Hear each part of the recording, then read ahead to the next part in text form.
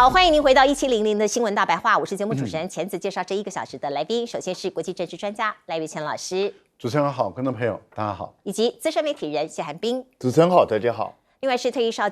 将厉正杰将军。钱子好，各位观众大家好。好，观众朋友，我们赶快来看看川习会之后回到美国的川普，他正式宣布对中国大陆的芬太尼关税要降到10%，贸易休战延长1年哦。那你也可以看到，像这样的重大宣示，市场立刻有反应。可是这2个人的谈判，或者是这2大巨头的见面会谈，在明年可能会更加的频繁。4次啊，川习会，贝森特美国的财政部长哦，他也证实，明年美中会有2次的国事访问哦，分别是川普访问北京，以及习近平访问美国。双方可能在明年的年底，因为在11月在中国大陆的深圳有 APEC 会议，以及12月在佛罗里达美国有举行 G20 哦。除了这2次之外，在4月份哦，因为2个人已经达下了一个约定哦，4月份2个人还会互访哦，所以加起来就有4次，这么密集的一个高度的这个会晤啊 ，G2 哦，东西2大强权哦，要频繁的见面，而且川普自己在他自己的 social media 上面发文说 G2 即将召开哦，这个概念啊，外界认为已经有了中美实力均衡的意味哦，它可以平起平坐哦，互相抗衡，互相竞争，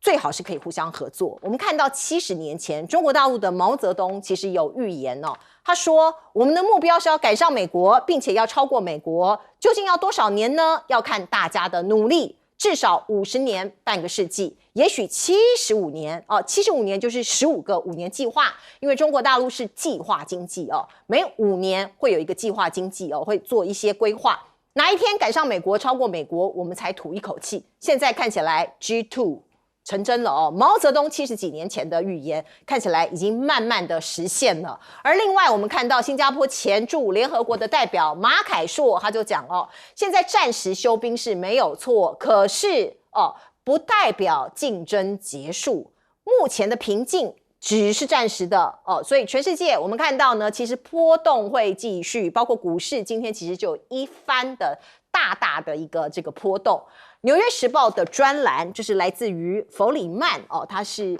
一个很有名的专栏作家，他讲哦，川普对中国大陆的谈判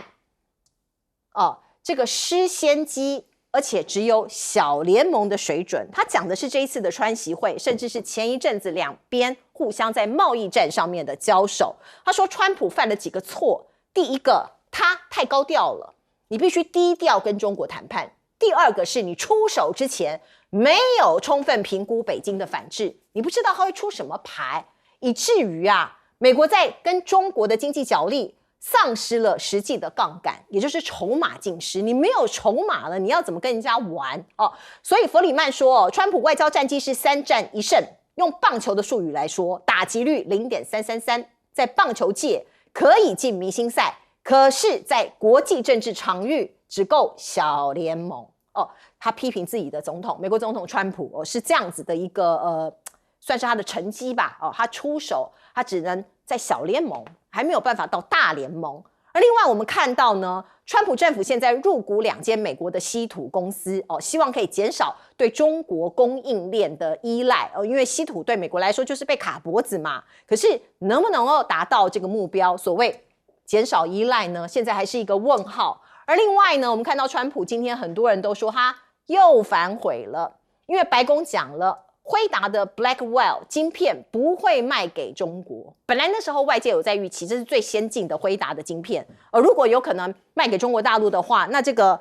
贸易战某种程度是休兵了。可是现在他讲了，不会啊，怎么可能卖给你中国大陆嘞？哦，所以美国的内部是不是有不同调？因为之前其实我们看到的这个释放出来的讯息是不太一样的。而另外我们再看呢，川普准了什么呢？哦，这个辉达镜片进军新市场，外媒看好将成为下个机会之地。哪个地方呢？中东。中东有可能变成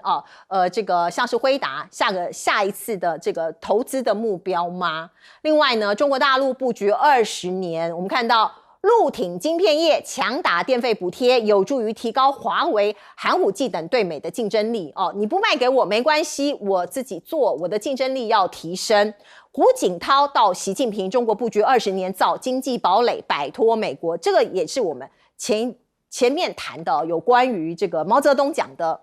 大家要迎头赶上，20年来在推进经济的自给自足，所以遇到了贸易战，某种程度他的底气还是很足的。来请教赖老师。我觉得对于川普会因为目前来看，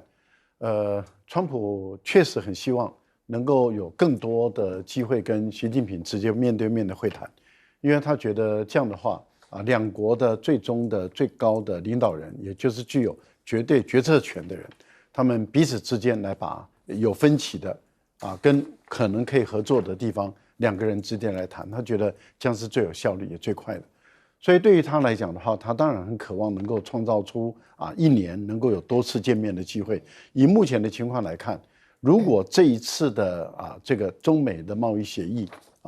暂缓1年的这个贸易协议，如果能够在这1-2个礼拜内签出来的话，那明年4月份川普先到中国北京去做国事访问，这个机会就非常的高了。我们可以说已经8-9成，那他会到，除非中间又有出什么变化，不然的话8-9成会进行是国事访问，所以那些礼仪都要完成的。那接着在秋天的时候，习近平回访，那就是等于是明年第2次又见面了。那接着就是 APEC 的会议了，这次是在深圳召开。那你想，这个川普再到中国来，到11月的时候，G20，习近平又到这个海湖庄园开这个G20的一个会议，等于是见4次面。那很明显的，他们一定会除了正式的国事访问要签大约以外，其他的就利用这个 APEC 跟 G20的场边会议，双方再把一些可以合作的空间以及有分歧的地方来做商讨。那这个是川普最想要的。但是如果要组织 G2 这个部分，中国的兴趣就已经不大了。中国在第一时间就已经回答了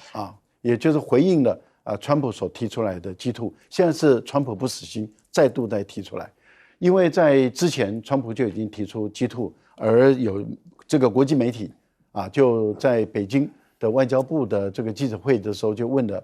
大陆的外交部的官员，那外交部的发言人已经说这个理解也了解那个川普的意思，但是中国永远是第三世界的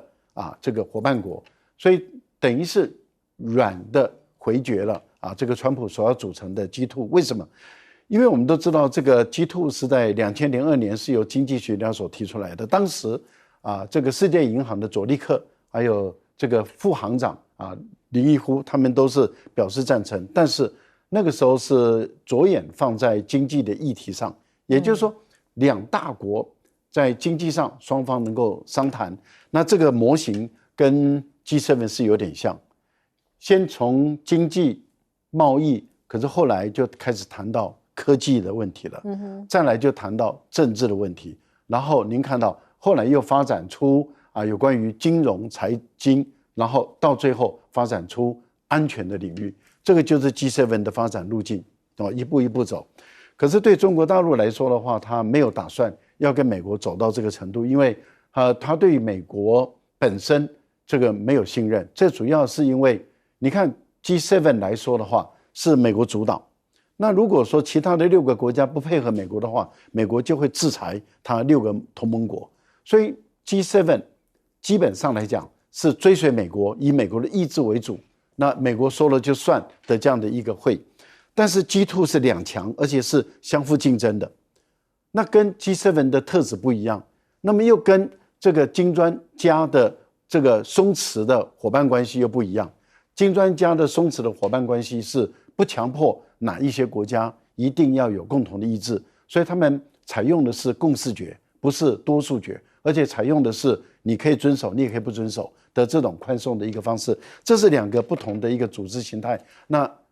彼此之间是因为相互需要而合作的金砖加，还有就是彼此之间想继续支配这个世界而成立的 G7。可是你想 G2 是相互对抗的2强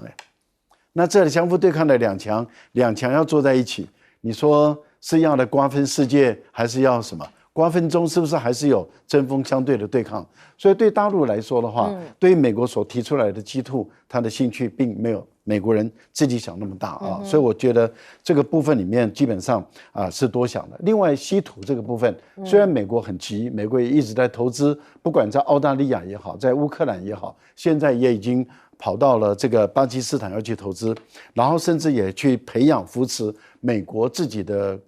国防工业相关的。甚至美国国防部五角大厦都下去投资了，可是稀土没有那么简单，没有那么快，没有那么快因为观众朋友，您想嘛，第一个你要做环评，就是说你要先找到矿，对矿要有调查研究了解，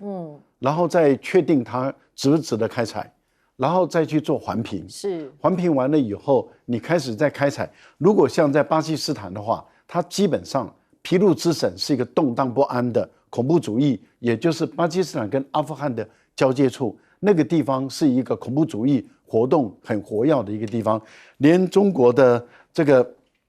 港口瓜达尔港，你看到目前为止没有办法运作很顺利，那就是因为这条铁路跟公路线它本身治安并不稳定。那你想，美国在这个地方投资，美国怎么能够？除非他先确定他能够扫清所有的恐怖主义，那就一定会跟阿富汗爆发冲突，很复杂，很复杂，所以没有美国想象中那么乐观。即使你投资这个钱，他说我看到是几百亿美元，甚至上千亿美元的产值，但是问题就在你看到是产值，跟你真正开采出来还卖出去的时候，这是两件事，而且时间你根本就追不上。是，来，彬哥怎么看？这个。现在川普正式签了这个关税下调的这个命令，那他也承认了 G2， 那 G2 过去川普自己是不承认的。其实虽然这个名词很早就出来，2005年就出来，可是他们以前一直都不承认。那这次川普自己主动提了，当然是确认中国大陆是一个旗鼓相当的对手，可是这其实也等于昭告世界，未来美国最主要的对手就是中国大陆。没有别的了，就是这样，所以这个也不见得一定是好现象。那美国未来一定是处心积虑去对付中国大陆。那在这种状况下，第一个，贝森特说明年会有4次见面，我觉得这只是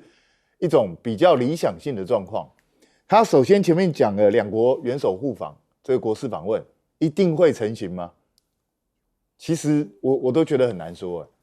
因为现在美方虽然看起来好像表达了一些善意，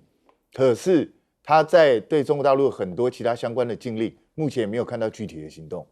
我觉得还是要看他具体的行动之后，中国这边才会有下一步的反应。那不然的话，搞不好明年4月，川普也不一定去得成。那如果川普去不成的话，习近平也不会过去美国，所以双方搞不好就继续拖着。因为我是很认同这个马凯硕的说法，我认为现在只是暂时大家先喘口气而已。下一回合怎么出招，其实都还在未定之天哦，所以我觉得一切都还在变化当中。那毛泽东的预言是不是成真了呢？老实讲啦，现在当然中国大陆看起来是逐步追上美国，可是你说要到超越美国，恐怕还有一段时间要走。我们先不要讲军事这种东西，你相对很难评估了。在经济上，美国毕竟还是掌握了世界国际市场上面很主流的一些价值，还有一些国际组织。中国大陆想要去突破美元的相关的这个霸主地位，其实还有很长一段路要走。所以我觉得，75年恐怕还不够，恐怕还要继续再努力一个10几20年，看看有没有机会。那可是我必须讲，就是川普很明显的被看破了手脚，也就是我们已经看到他几次一下先唬人，然后又退他口，然后又再出招，然后再他口，就一直不断的这样来来回回之后。到最后，他现在还是签署了这个降低关税的命令。你知道，如果不算之前美国已经对中国商品加了关税，中国大陆关税现在跟台湾一样。对啊，这其实是很糟糕的一件事。那你本来发起关税战的目的，本来不是最主要就是要对付中国大陆吗？是啊。那结果现在搞成这个样子，那就变成现在就变成这个关税战主要对付的是你的盟友。误伤友军，对，就是这样的啊。这不是因为你的目的已经改变了嘛？所以他到底在干什么呢？这是非常奇怪。那至于稀土，美国现在知道稀土的重要，开始大举投资了。比如说他去讲了要投资这个6.2亿去弄1万吨稀铁，可是你知道1万吨也不过是美国需求的1/5。那剩下4/5怎么办？美国几乎没有什么其他的生产稀土磁铁的工厂，所以这个对美国来讲，这个路还很难走。而且在美国生产这个磁铁，我看它至少要比中国大陆贵4-5倍。一定的，到时候看你的市场承不承受得了，是啊，这个是另外一回事。包括污染的问题啊，包括工人的问题啊，制造的问题啊，这成本一定高的。来请教将军。我想说，《纽约时报》说，川普在地缘政治上面，从他就任到现在，他的打击率只有小联盟的0.33。那这依据什么来的呢？他说，川普现在从就任到现在有3场重要的对外的这种地缘政治的关系。第一场，他可能打了一个安打那是加沙地区因为他那时候用的方法是用对了，他用筹码来这个对以色列或者是对这个加沙地区的巴勒斯坦的哈马斯组织所以他那场来讲，但是我认为说是这个也只是一个短暂的安打了可能只是一垒安打，那这个安打并不表示说你就能够得分，但是另外2场来讲的话，很明显这个有一球被接杀了，有一球可能被三振了。被接杀的那球就是指俄乌战争那球被接杀了因为他认为说是他这个对我认为他对这个乌克兰来讲，俄乌战争的形势判断错误，他一直认为说是用关税方式就可以逼这个俄罗斯就范，然后停止这场战争，但事实上他的评估错误了这个地缘政治绝对不是像他做房地产生意靠着地段好就能够做生意，然后就能够发大财，而是你必须手中要有相对的筹码。那第三个他在地缘政治上面最大的失败就是这次跟中国的贸易战，然后我认为这场贸易战明显的美国是被三振出局了所以说因为这3场来讲的话，他只有1场安打，所以说是《纽约时报》评估他的打击率只有0.33。那对中来讲的话，这个《纽约时报》我觉得写评论的也很好。他说刚开始你这场对中的贸易你没有很仔细的评估，做一个整体的规划，也没有去了解说是中国它反制的力道有多大，你就贸然实施这个关税战。但是现在来讲，你发现你手中的筹码没有中国来得多。是，那筹码我们很清楚嘛，现在就是第一个，中国来讲反制你的手段，你只有关税手段，但是中国来讲不担心这个关税的手段，对它伤害不大。可是你的黄豆，对不对？对你的豆农伤害很大，它稀土来讲对全世界都伤害很大。那后续来讲，你虽然说现在晶片贝克威尔你可以说是不卖给中国，但是你能够保证说是2年3年以后，那中国拥有广大的 AI 人才他现在又将他自己企业里面如果说是要用中国自己国产的这种晶片来讲，虽然说电费比较高，他给他电费半价，在这种状况之下这些企业会不会这个用中国自己制造的晶片，然后扶持中国自己的晶片产业？那未来2、3年之后这个我想说，诚如我们最后面说这边这句话所讲的这个中国可以克制美国可以用来对抗中国的筹码会越来越少。好，我们来看看美国发生了一场空难，这是 UPS 的货机，请导播让我们看看这个画面。在地点在美国肯塔基州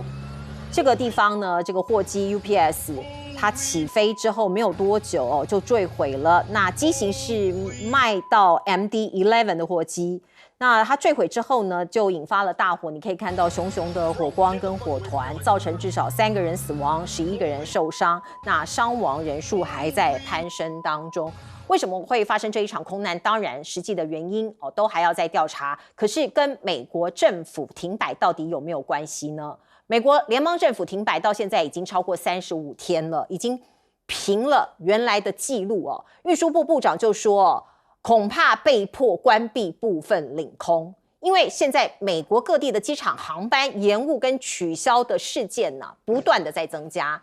政府停摆这件事情到底要怪谁呢？我们看到川普总统说停摆，当然这是民主党害的呀，所以他还在怪民主党。我们看到有很多人可能必须要靠着救济金或者是这些食物券才能过活的人那现在呢，政府本来说要把这个正常发放1半的粮食券先给他发出去，可是川普说 no， 停下来我们要等到这停摆结束才会发这个粮食的援助。所以你可以看到呢，川普的确是蛮狠的那物价呢？美国现在通膨，如果你去问一般的老百姓，老百姓都会说，哇，物价真的飞涨。可是川普说哪有，并没有。现在物价下降哦。CNN 就说你在重蹈拜登的覆辙。我们看到底物价是居高不下，还是正在下降中呢？民调其实很清楚。将近有60%的民众怪川普的政策，包括关税战啊等等哦，让物价推升。而 CNN 最近的一个新的民调，看到川普的民调暴跌创新低，川普看了非常生气，他说这是激进的左翼媒体散布大量的假民调哦，这是极左派搞的事。可是呢，有一些经济上的指标其实是很中性的，你一看就知道。包括墨西哥卷饼指示啊，这个市井啊，它是一种指标。其实大意是讲一些中下阶层或者是年轻人，他的消费力已经下降了，他可能不去外面买东西吃了，不上馆子了啊，像是墨西哥卷饼这样的餐馆啊。那我们也可以看到呢，这个指标已经透露出一个讯号。美国的经济如果不是正处于温和的衰退中，就是已经濒临衰退哦，所以看起来非常的不妙。而川普的关税政策哦，对外国人哦，对外国这个加征关税这件事情，已经有人去告他了嘛？现在美国最高法院要审查了哦，看看川普有没有违法。贝森特就说没关系，不管法院怎么判，我们有多套的法宝准备长期开征，意思是。你法院判你的，我要征这些关税，我还是会有办法可以继续征收的。而另外呢，在地方选举，我们看到呢，川普可以说是大败。先来看看美国的纽约市市长是由这一位34岁的穆斯林左翼新星曼达尼当选，他创下了3个纪录：第一个是纽约市史上第1位穆斯林，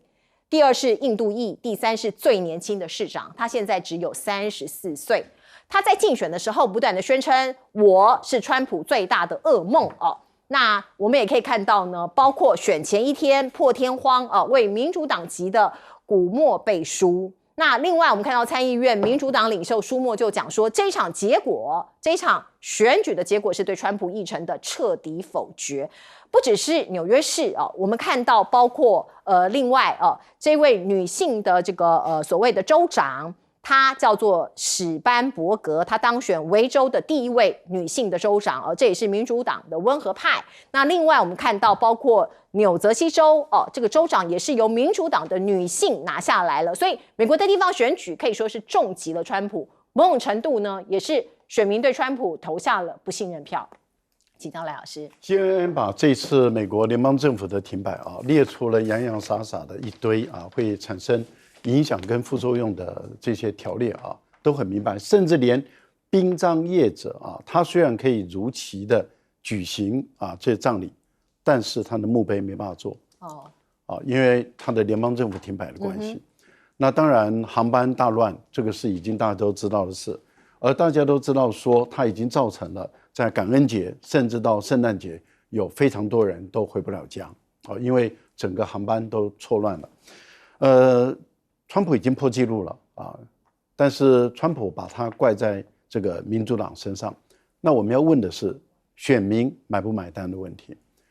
目前我们看到一个指标性的一个现象，就是您刚提到的这次的选举，也就是在美国的时间11月4号星期二他们的举行的选举，有人把它认为说这是其中选举的前哨战，也是对于川普从当选以来这1年以及就任以来就将近10个月他的一个政绩的一个大检验。而这个检验在过去的民调中显示出，有超过60%以上的选民认为川普的经济政策的方向是错误的，走在错误的道路上，高达60%以上。那支持川普的只剩下30%多，反对他的直接摆明反对他的已经都高达59%到63%左右了。那这代表什么意思？代表很多中间选民也表态了，说我不喜欢川普，我觉得川普这样做是错的。甚至已经有若干的共和党的 MAGA， 他们也已经受影响了，他们也认为他们当初支持川普去搞关税战，但是他们也发现关税战达不到他们要的效果，而已经反噬到他们自身了。联准会也告诉美国的民众，说我们为什么在降息这个部分目前骑虎难下，决策困难，就是因为这个关税造成我们本身对通膨的预测掌控能力失控，他们也不知道未来的情况会怎么样，所以他们宁可再观察一阵子，因为他们怕这个通膨的野兽如果一旦把它释放出来，到时候控制不了，所以他们在降息这个部分也都趋向于保守。好，这次选举就等于是人民用选票直接做第一次的表达。这个表达里面，像纽泽西州，已经表明了，那出来的结果就川普共和党惨败。是这个维吉尼亚州，共和党也惨败。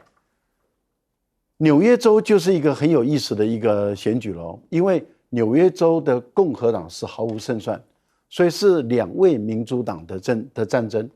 两位民主党战争在他们的这个选前，也就是谁代表民主党的选举中的时候，那败选的，也就是排名第2的是民主党人，他后来用独立参选人的身份来参选。那他用独立参选人跟一个穆斯林的这么年轻的来选举的时候，川普介入了。也就是说，川普介入了民主党的选举，就跟川普介入阿根廷的选举一样。他告诉阿根廷说：“你们如果不支持米莱的话，我帮你们解决你们阿根廷货币的这个200亿的纾困，我就不会给了。所以你必须要支持米莱。”结果米莱赢了期中选举。他用同样的手法，认为纽约客会屈服，结果纽约客不屈服，纽约客还是把票给这30几岁的这位年轻的穆斯林，那就等于是代表川普的严重挫败。所以我们已经看到，在整个这个美国的选民在期中选举的前哨战已经告诉川普，你败了，你错了。但是问题就是川普信不信，认不认？如果不认不信，那就看他会不会熬到明年的期中选举。期中选举如果再一败，川普就没有机会了，他跛压就注定了。请教彬哥，这 MD-11今天出事了，那它是因为起飞的时候左引擎就起火，然后后来就才飞几10公尺高就掉下来，机组员全部都上升，那也波及下面的民宅，所以现在伤亡人数还在增加中。那只是因为它是货机啊，所以没有乘客，对，乘客少，所以比较没有更多的悲剧产生。但这个飞机本身是一个非常老的飞机，最新的都20几年，当初就是因为卖得很惨，总共只制造200架，华航有买，后来就华航买，后来就出事了。对，所以他总共才造200架，到今天这一架已经21架出过事，这比率非常非常高。所以我看这一型的飞机是不是应该考虑直接停飞？其实它基本上都已经差不多退出市场。对，太老了。对。那我觉得川普现在他就是在赌 chicken game 嘛，就是认为说你民主党不敢跟我坚持到最后，那我就跟你硬拗，反正他上一次有经验35天。那这一次就看看破纪录之后，你民主党到底会怎样？那问题是，重点还是在美国人民的反应。美国人民到底会怪罪在谁身上？那很明显的，我觉得一开始也许大家还看不清楚到底是共和党还是民主党的错。那现在慢慢，毕竟你川普是执政，对，当我的生活过得越来越不好的时候，很直觉反应的就会认为这应该是执政者的问题。那川普恐怕要承受的压力就越来越大。当民调一直逐渐对他渐趋不利的时候，然后讲川普光靠嘴硬是没有用的，你嘴硬反对有意义吗？因为实际上全世界的数字都显示美国的经济并没有他说的那么好，那物价通膨都是事实啊，这个不可能闪掉。对，我知道他也在跟那个赖清德用同样的一招，就明明在市场上所有的东西都贵，他拿一个特别便宜的东西出来跟你讲，没有啊，对啊，物价下降了，是啊，但是这种东西骗不了人的嘛，因为我们大家都在买东西嘛，对，你怎么骗人呢？那可是看起来川普还是准备硬干到底。你看贝森特都已经告诉你了，即使法院判我输了，我都还是要想办法硬干。是，那这个就没完了。我觉得现在大概唯一的办法，就是因为这次这3场选举虽然输了，川普还是不会认输的。我认为大概唯一可能让他终于看清事实，只有明年的期中选举让他挫败，不然的话，美国是不会转变。至少到目前为止啊，所有的民调都显示川普已经失去了美国人民的心，可是他还是嘴硬啊。好，来，请教将军。川普现在不满意度，这个美国的民调大概是已经高达60%，那还认同他的大概只剩下4%，这个民调确实是很低。那当然有很多因素了。那其中来讲，美国这次的关门确实是自己美国的一个闹剧哈。但是你这个高层的政客在那边这个互相的这个两党的恶斗，可是苦的是一般美国的民众哈。那我们来看的话，光这次讲航空来讲，虽然说这次货机失事可能不是民航管制出了问题，但是美国来讲，民航局到现在哈，其实已经有1800架次已经 delay 了哈，那有50架次已经取消。大家要知道，在美国来讲的话，坐飞机旅行是这个是很司空平常的事情哈，因为美国来讲没有高铁，他要不然就是自己开车走高速公路，要不然就以美国的国土这么辽阔，它大概都是要靠飞机的这种旅行跟运输哈，所以对民众来讲影响一定会很大。那我相信美国民众现在搭飞机一定这个踹踹不安的了哈，怕万一出事。第二个来讲的话，影响的是食品救济。大家要知道，美国有数千万，数字好像有将近4000万人必须要靠食物银行来领取食物。那现在食物银行也已经关门了，因为没有人在做，所以这4000万人可能这段时间里面哈，他就可能会挨饿，或者是要另外想办法。那民生马上，如果说饿肚子的话，这是最现实之痛。第三个哈，影响的是所谓学前教育。你知道美国有很多的一般的普罗大众、一般基层的老百姓，他们自己如果有小孩的话哈，他要工作要上班，就像是我们国家有这个幼儿园一样，他要把这小孩送到学前教育的园区去哈，有人帮他照顾小孩，他才可以上班。但这小孩在这个学前教育的这个学校里面哈，他可以获得食物，可以有人照顾，那家长可以安心上班。那现在如果说一旦关门了，现在这些家长也是面临这种困境，他到底要去上班，还是要在家自己带小孩？那根据评估哈，美国这次来讲的话，这个整个 GDP 最少会跌1到2个百分点，也就是说，美国来讲，整个经济会损失70亿到140亿美元这么多哈。对美国来讲的话，损失确实是这个不可以说是不小，但是我们看川普来讲，好像根本就不在乎，因为他们都是有钱人嘛，有钱人其实不会在乎这些底下的这种比较贫苦的民众他们怎么过日子。是对岸的三亚海事局最近发布了一则航行警告，我们来看看内容，说是4号8点到6号的下午6点，南海的部分海域要进行军事的训练所以大家来往的船只禁止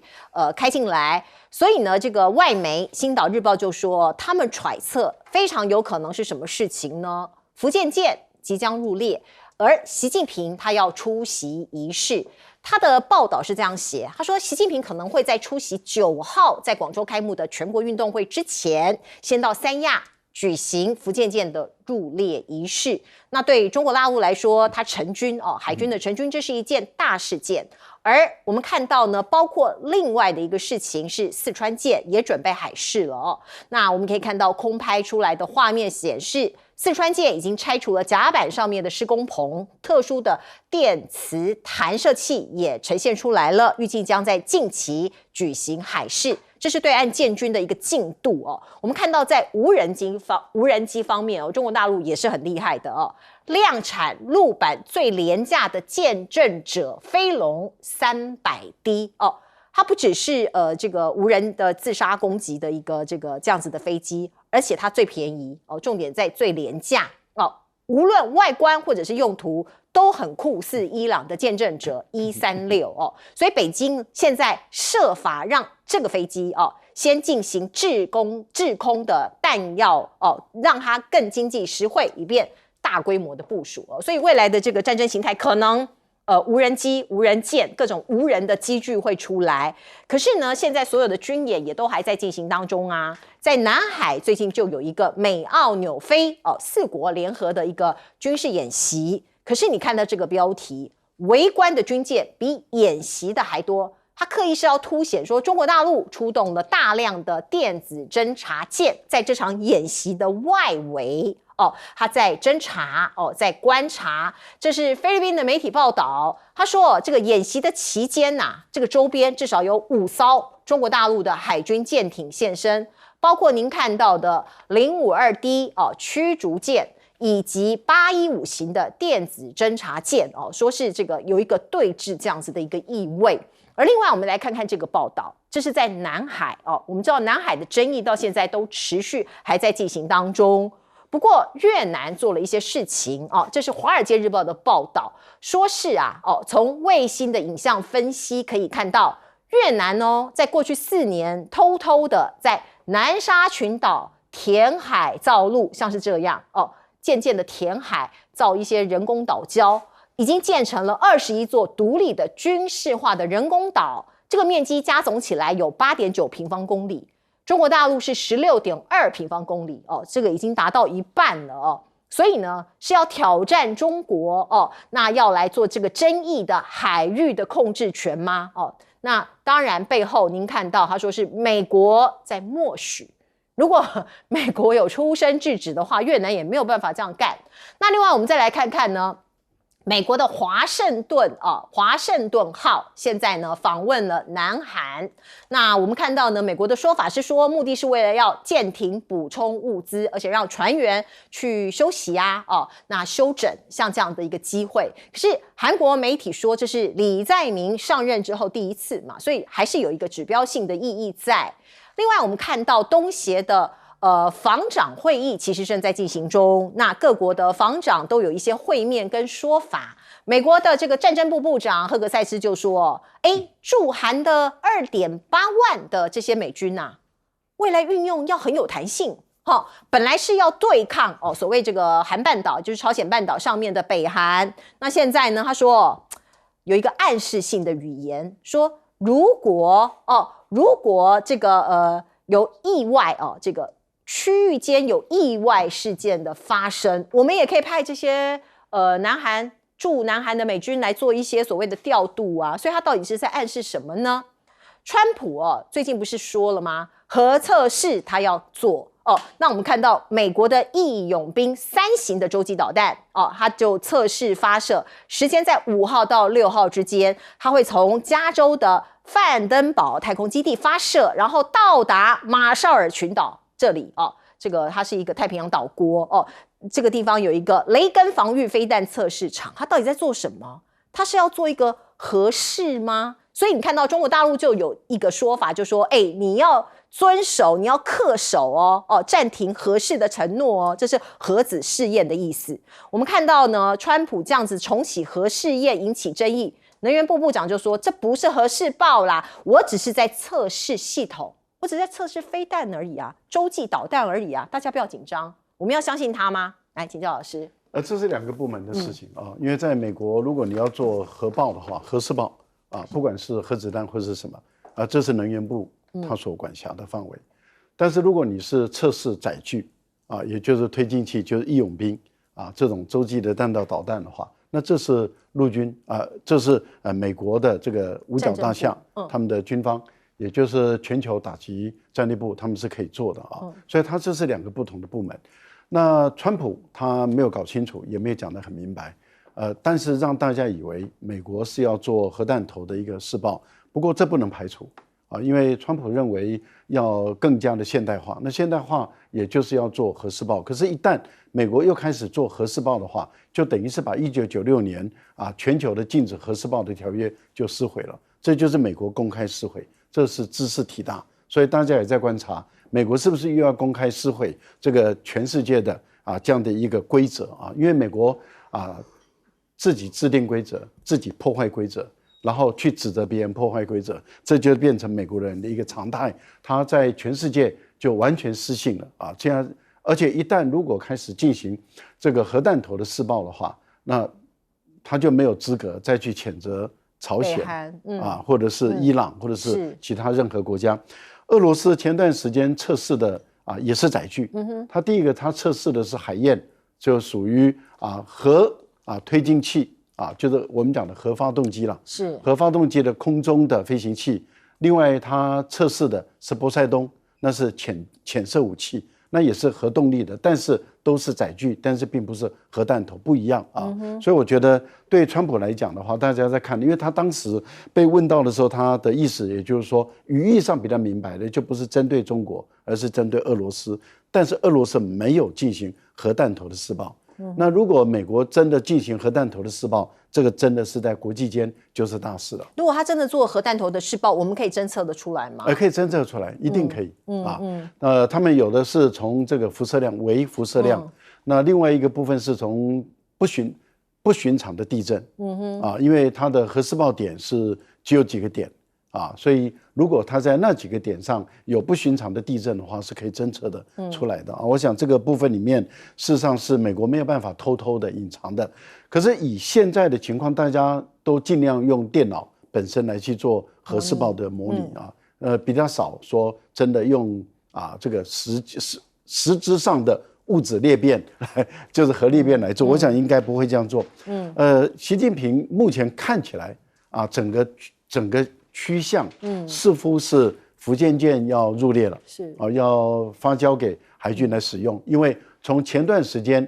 央视特别报道各类型的固定翼的飞行器从福建舰弹射起飞，那这是代表说这一些武器装备事实上都已经成熟了，都已经可以起降。那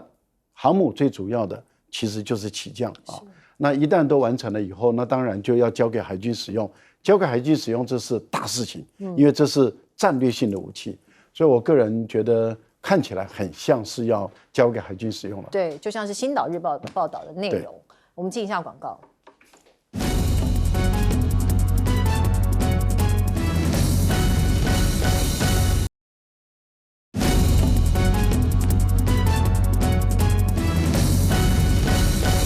好，我们请教将军怎么看对岸的武力布置？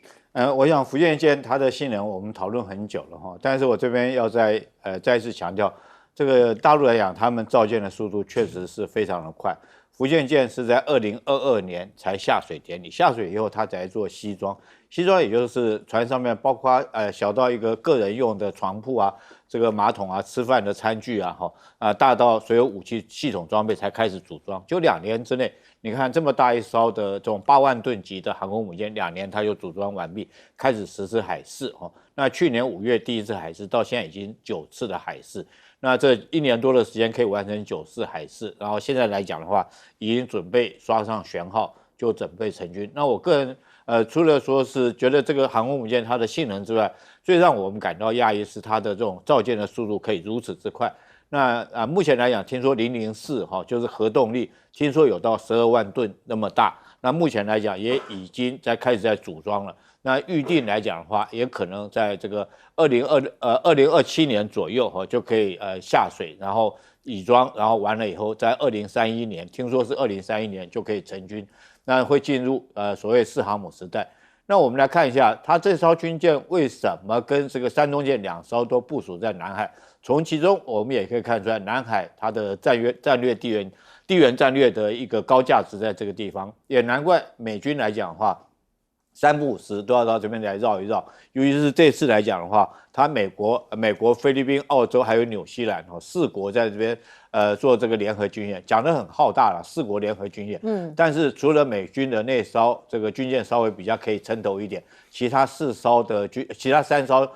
这个军舰包括到菲律宾的，包括到澳洲的，包括纽西兰的，其实都一点不撑头。这个纽西兰那艘还号称是补给舰那我们想象中补给舰应该都有1-2万吨以上，因为你要对整个舰队做油料或者是食物或者是弹药补给，应该船很大。就这艘军舰大概只有2000吨，那我不晓得这么小一艘的号称补给舰可以做什么补给。那最糟糕的，这次联合的军演很明显的是针对这个中国，就没想到这个中国被针对的国家反而派出总共6艘的军舰到这边来这个大概整个演习的阵容都被他打乱掉，甚至于距离跟他们军舰最近的只有3海里3海里其实拿望远镜都可以看得很清楚3海里大概5公里。以前我们在金门拿望远镜那种高倍数的望远镜，可以看到对岸来讲，你喝的咖啡什么牌子都可以看得到，这么清楚？对，很清楚。所以说你这个演习等于是说被这个你到南海去针对人家演习嘛，结果反而被人家这个戏弄羞辱一番那除了这个以外，昨天还有一艘这个美国的尼米兹航空母舰也是被中国戏弄，它停在那边，结果整个航母战斗群停在那个地方，结果中国用3艘的055大驱在那边给它穿来穿去的，那真的是情何以堪一个快要退休的这个老军舰了，然后在临退休之前晚节不保如此被这个大陆来讲解放军如此的羞辱，确实是这个对他戎马一生来讲，确实是留下很丢脸的一件事。谢谢将军，我们进一下广告。